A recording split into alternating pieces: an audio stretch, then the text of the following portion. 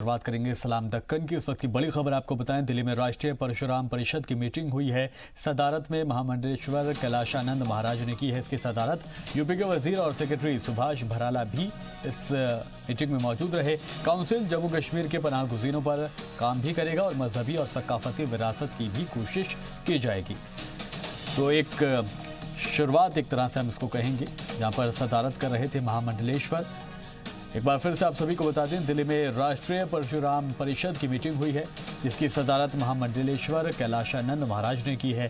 साथ ही साथ यूपी के वजीर और सेक्रेटरी सुभाष भराला भी इस मीटिंग में मौजूद रहे। काउंसिल में जम्मू कश्मीर के पनाह गुज़ीरों पर काम करने की बात चली गई। जो काउंसिल इसके लिए बनाया गया था, उसमें यह कहा गया है कि जम्मू कश्मीर के पनाह गुज़ीरों पर यह काउंसिल अब काम करेगी। मजहबी और सकाफती विरासत की भी कोशिश की जाएगी। तो खास मीटिंग हुई है जो कि दिल्ली में हुई है, राष्ट्रीय परशुराम परिषद की एक बेहद अहम मीटिंग इसको कहा जा सकता है, जिसकी सदारत खुद महामंडलेश्वर कैलाशानंद महाराज ने की। ज़्यादा अपडेट के लिए आशिफ इकबाल हमारे नुमाइंदे हमारे साथ जुड़ गए हैं। आशिफ इकबाल, ये जो मीटिंग हुई है जिसकी सदारत की है खुद महामंडलेश्वर कैलाशानंद महाराज ने, क्या कुछ मायने? देखिए, मैं साफ तौर पर बताऊं कि ये परशुराम सेना जो है वो बनाई गई है, जो उसमें ये तय था कि ये तमाम ऐसे लोगों को मिलाकर एक इकट्ठा एक ऑर्गेनाइजेशन बनाएंगे जिसके तहत ये लोग मैसेज कन्वे कर सके। खास तौर पे धार्मिक और सांस्कृतिक भारत का जो पुराना नक्शा रहा है, जो जिसके लिए पहचान रही, गंगा जमुनी तहजीब के लिए पहचान रही है, उसको बरकरार रखने के लिए ये तमाम कोशिशें करेंगे। और इनका ऑर्गेनाइजेशन ऑल ओवर इंडिया में जितने भी खास तौर पे जो इन कामों को जो आयाम तक पहुंचाने वाले लोग हैं, वो लोग सभी लोग यहाँ पहुंचे, इनके साथ देंगे। और ये लोग अब दिल्ली में राष्ट्रीय कार्यालय खोलने वाले हैं और दिल्ली के राष्ट्रीय कार्यालय के तहत ये तमाम राष्ट्रीय लोगों को जोड़ेंगे। आप समझ सकते हैं कि महामंडलेश्वर कैलाशानंद ने एक अध्यक्षता की, उसमें सुनील भराला जो थे मंत्री, वो साथ रहे, देवीदत्त शर्मा साथ रहे और बहुत सारे इंडियन कोर कमेटी के जो मेंबर थे वो लोग यहाँ मौजूद रहे। और ये कहीं ना कहीं से जम्मू कश्मीर के भी जो विस्थापित हैं उनको भी बेहतरी करने के लिए, उनके स्थापना के लिए तमाम जो कार्य कर सकते हैं वो लोग ये लोग करेंगे। ठीक है, बहुत शुक्रिया तमाम जानकारी के लिए। आशिफ इकबाल हमारे नुमाइंदे हमारे साथ जुड़े थे, जो बता रहे थे कि दिल्ली में राष्ट्रीय परशुराम परिषद की मीटिंग हुई, जिसमें यूपी के वजीर भी रहे और सेक्रेटरी सुभाष भराला भी इस मीटिंग में मौजूद रहे। मगरबी बंगाल की वजीर आला और टीएमसी की सदर ममता बनर्जी ने शिद्दत पसंदी को लेकर आवाम को खबरदार किया है। टीएमसी कारकुनान से खिताब के दौरान ममता ने इशारों में एआईएमआईएम के सदर पर सवाल उठाए हैं। एक रिपोर्ट आपको दिखाते हैं।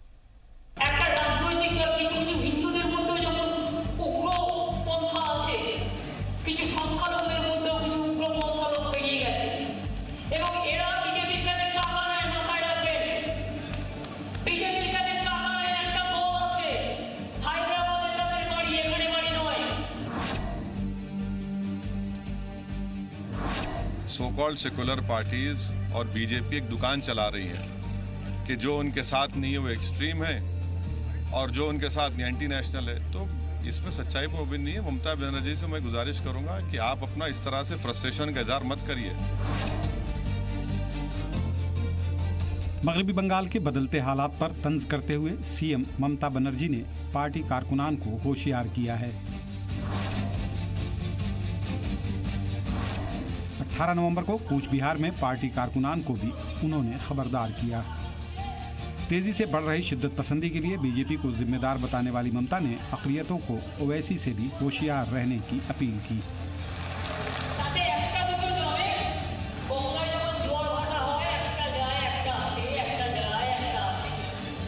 जवाब में असदुद्दीन अवैसी ने इसे ममता का फ्रस्ट्रेशन करार दिया।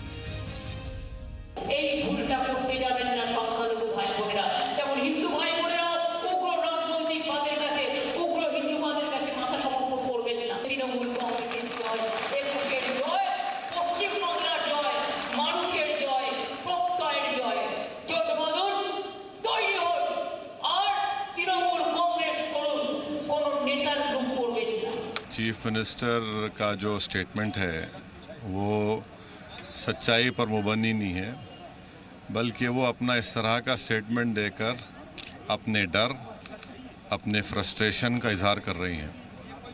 वो ये बात बता नहीं पा रही हैं कि 18 सीट जो बीजेपी वहाँ जीती, मेरी वजह से नहीं जीती। पूरे देश में मुसलमानों का सोशल, एजुकेशनल, इकोनॉमिक जो ह्यूमन डेवलपमेंट इंडिकेटर्स है वो बंगाल में ख़राब क्यों हैं? इसके लिए आपने क्या किया? अपनी तकरीर के दौरान हैदराबाद को शिद्दत पसंदी का ठिकाना बताने वाली ममता के बयान को कई तरह से लिया जा रहा है। कुछ लोग इसे शहरी बिल से भी जोड़कर देख रहे हैं। मगरबी बंगाल सीएम के बयान को कुछ लोग मुस्लिम तबके में बढ़ रहे ओवैसी की मकबूलियत बता रहे हैं, जबकि दूसरा खिमा इस दूसरे तबके में तकसीम की सियासत। ममता ने अपनी तकरीरों में कौमी यकजहती और भाईचारे पर भी जोर दिया, लेकिन शिद्दत पसंदी के लिए हैदराबाद को जिम्मेदार बताकर एक नया सवाल खड़ा कर दिया। अब इसे पार्लियामेंट इंतखाब में बीजेपी की सेंधमारी समझी जाए या बिहार झारखंड के बाद बंगाल में ओवैसी की एंट्री।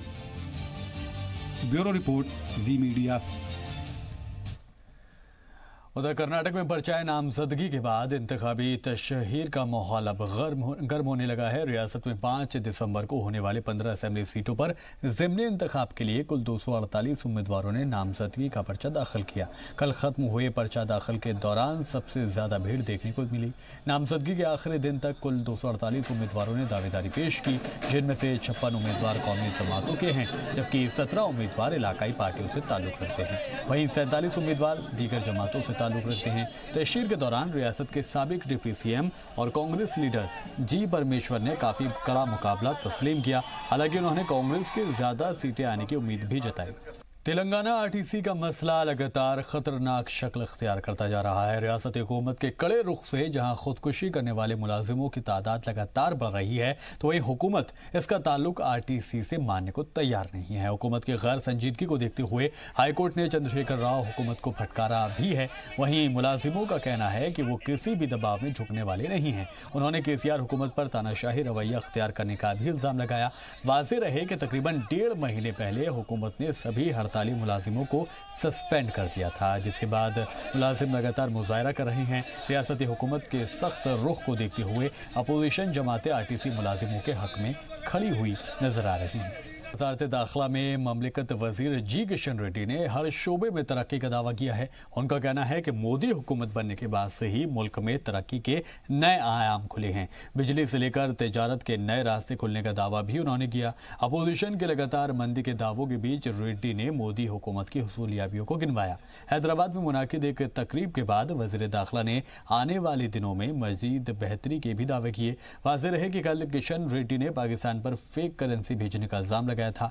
उन्होंने नोटबंदी को इसी मुहिम की कड़ी बताते हुए मुल्क मुखालिफ मुहिम के मंसूबों को नाकाम करने का दावा किया था। इस दौरान बड़ी तादाद में लोगों ने बीजेपी की रुकनियत भी हासिल की थी।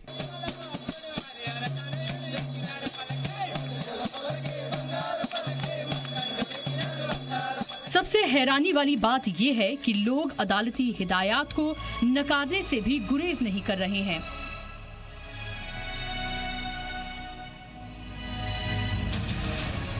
भगवान अयप्पा मंदिर दर्शन के लिए अपने वालिद के साथ आई 12 साला बच्ची की ख्वाहिश पूरी नहीं हो सकी।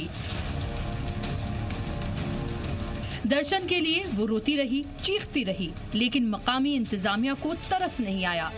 रियासती पुलिस किसी भी सूरत पम्मा गार्ड रूम से आगे दाखिला देने को तैयार नहीं हुई।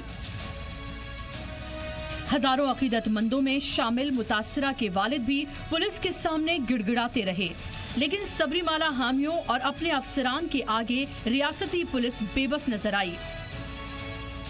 इससे पहले पुलिस ने पीर को भी 10 से 50 साल की उम्र के बीच की 2 खातून को मंदिर जाने से रोक दिया। हालांकि सुप्रीम कोर्ट ने मंदिर में सभी उम्र की खवातीन को मंदिर में जाने की इजाजत दे रखी है, जिसे लेकर पिछले साल भारी हंगामा हुआ था। हालांकि 1 साल बाद भी ये मामला 5 जजेस की बेंच से 7 जजेस की बेंच के हवाले कर दिया गया। फिलहाल अवाम को नजर-ए-सानी की उस अर्जी पर आखिरी फैसले का इंतजार है। देखना है कि इस बार अदालत उज़्मा खवातीन को बराबरी का दर्जा देती है या एक बार फिर अवामी अकीदत का दबाव भारी पड़ेगा। ब्यूरो रिपोर्ट, जी मीडिया। तो केरल में सबरीमाला वाके भगवान अयप्पा के मंदिर में दर्शन के लिए चौथे दिन भी अकीदतमंदों का तांता लगा रहा।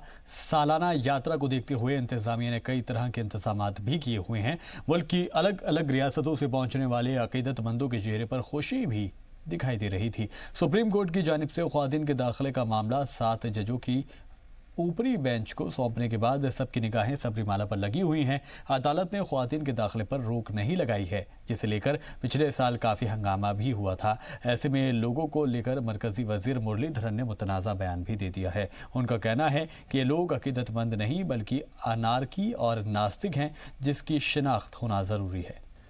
हैदराबाद में गौस उल वरा तकरीब का इनेकाद किया गया, जिसमें बड़ी तादाद में हामियों ने शिरकत की। तकरीब में हैदराबाद से एमएलए सैयद अहमद बादशाह, सज्जादा नशीन बारगाह हजरत मौलाना सैयदना गौसुल आजम दस्तगीर समेत कई अहम शख्सियात ने शिरकत की।